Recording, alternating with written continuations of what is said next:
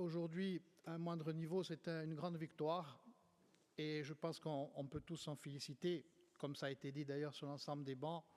Cette continuité territoriale de service public est restaurée dans son principe, dans son périmètre géographique intégral, ce qui valide le schéma de nos 5 ports périphériques, Corse et du port continental de rattachement,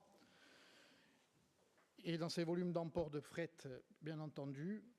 Les garanties sociales, qui sont aussi très importantes pour les 2 compagnies délégataires de services publics sous pavillon français et l'ensemble de la communauté portuaire des villes de Bastia, Ajaccio, Lisbonne, Porto Vecchio, Probia et Marseille.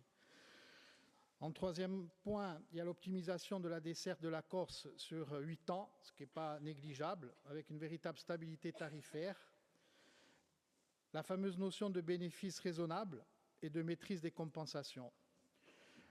Les discussions autour d'une vision partagée à long terme sur l'investissement, le verdissement des flottes, ce qui n'est pas neutre, et les exigences nouvelles en matière environnementale. Enfin, une cohésion d'ensemble et un climat apaisé pour mieux argumenter, comme vous l'avez dit, répondre dans la continuité à ce travail. Mais je voudrais prendre, pour conclure, un point précis, c'est au port Teleprobia,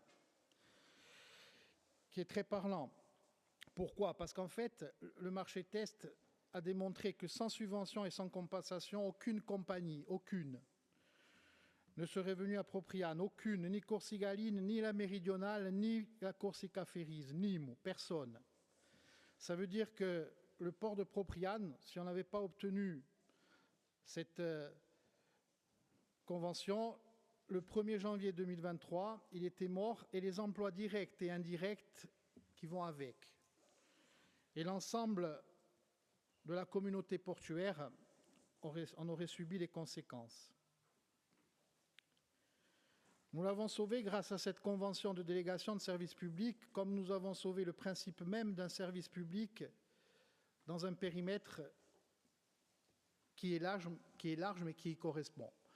Donc pour tout cela, c'est une grande satisfaction, et je ne fais pas de chauvinisme ou de nombrilisme en parlant de cette région qui est très enclavée, au Alinc, ou Tara, aux Artinaises, et que pour nous, bien entendu, c'est capital, mais aussi ce qui sera capital, c'est les futures victoires que nous aurons sur la Sardaigne et sur la Méditerranée. Enfin, je voudrais la dédier à un militant historique qui s'est battu sur le port de Probia depuis des décennies.